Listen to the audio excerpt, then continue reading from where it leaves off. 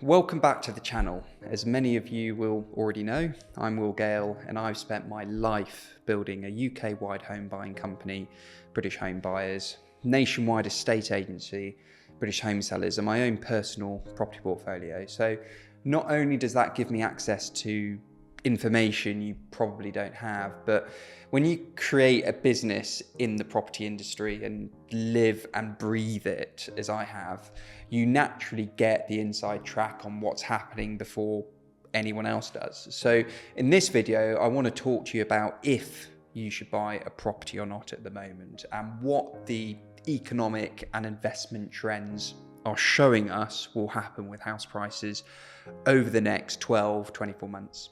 Let's get into it. Why do house prices rise and fall?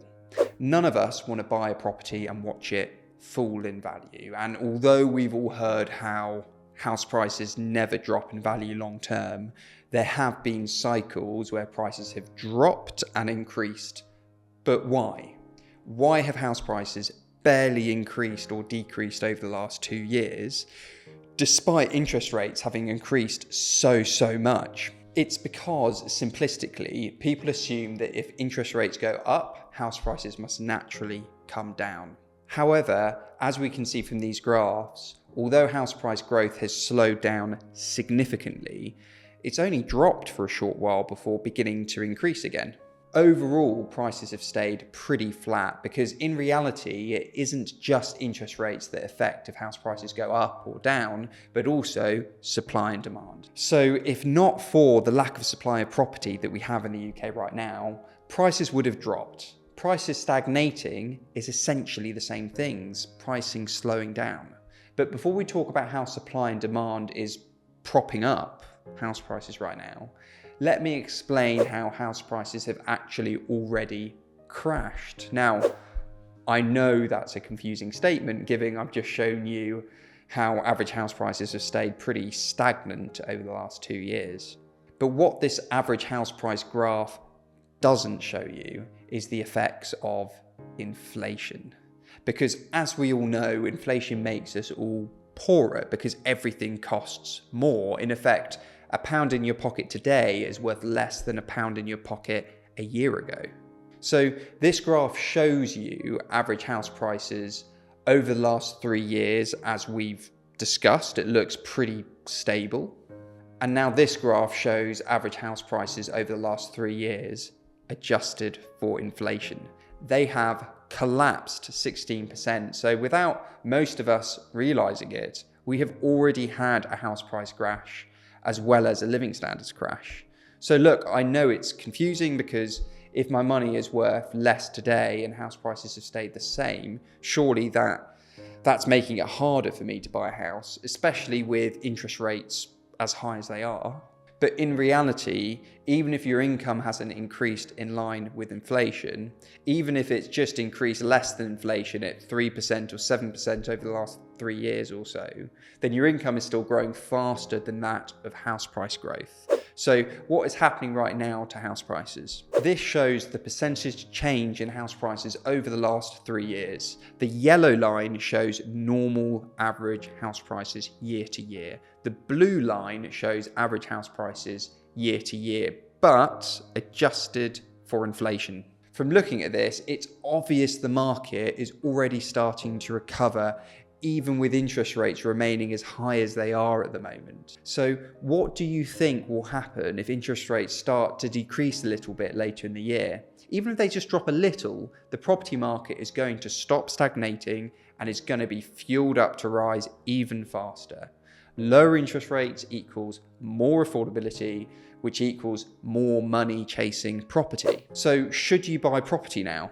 Before I get into if you should buy or not, if you're enjoying this video, please, at the very least, like the video. It keeps me motivated to keep making more of these for you. And if you want to watch more of my videos, please subscribe. I'm really trying to get to 1,000 subscribers at the moment, so it'd be appreciated. Anyway, let's get back into it. I understand that buying property right now, irrespective of prices dropping relative to inflation, is probably at the hardest point for the last 70 years. But looking at this graph, the major challenge of mortgage repayments as a percentage of income will ease as interest rates drop a little, and inflation hopefully stays at around 2% as it is now.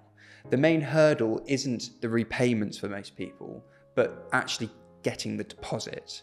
In reality, I just can't see house prices doing anything but beginning to rise the moment interest rates ease a little later this year. Because my observation of the market is there is a huge portion of buyers waiting for interest rates to drop to then take action. So if you wait, you might find that you're trying to buy at the exact same time as everyone else later in the year. I might be wrong, but my view is if you can buy, you need to buy now, because the property market is not going to get any easier in my view. It's going to get harder. Prices are going to keep rising until a government focuses on building more homes to solve the supply and demand problem we have and have had for quite a long time. The massive shortage of homes being built, constantly falling behind government targets, is what is inflating UK house prices so much. But how can you get ahead when buying? Every competitive property market, these are things I've noticed people do that get them ahead. I warn you, you might not like all of these suggestions, but listen to them. Number one, buy in up and coming areas. It can be really tempting to want to buy in popular areas that already have a saturated demand for property. So for example, at a city level, buying in London right now is not going to see your money grow as much compared to buying in Bristol or Manchester, which are higher growth areas. But even if you're buying in London or buying in Manchester or Bristol, you want to focus on buying in areas on the fringes of popular higher value areas in those cities, as typically you can get more for your money, and those areas on the fringes of those more popular areas typically see far higher capital appreciation in the future. Number two, buy property you can add value to over time. Don't buy a new build where you're paying a premium for that new house smell. Focus on buying a property that needs work, that you can do up little by little over the time you live there. For instance, I bought this house and turned it into this house.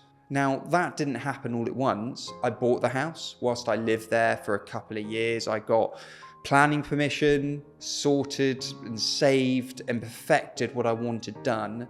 Then when the time was right, I got the work done. And the overall outcome is I have a property worth twice as much as I paid for it without having spent anywhere near that amount overall. That equity I've created is tax-free and will help me hugely if I ever want to upsize in the future. And finally, number three, if you can, buy below market value. Almost 80% of properties on the market at the moment are selling below asking price. So just don't assume the marketing price is market value. Also, if you can, try and find properties that are available at below market value to buyers that are in positions to buy quickly. If you can buy quickly, you'll be able to find properties where sellers will value your position and consider a lower price because of it. My business, in the description below, sources anything from about 100 to 200 properties a month for investors, so check that out if it helps. If you want to see more of me, don't forget to like and subscribe, and I'll see you in my next video up here.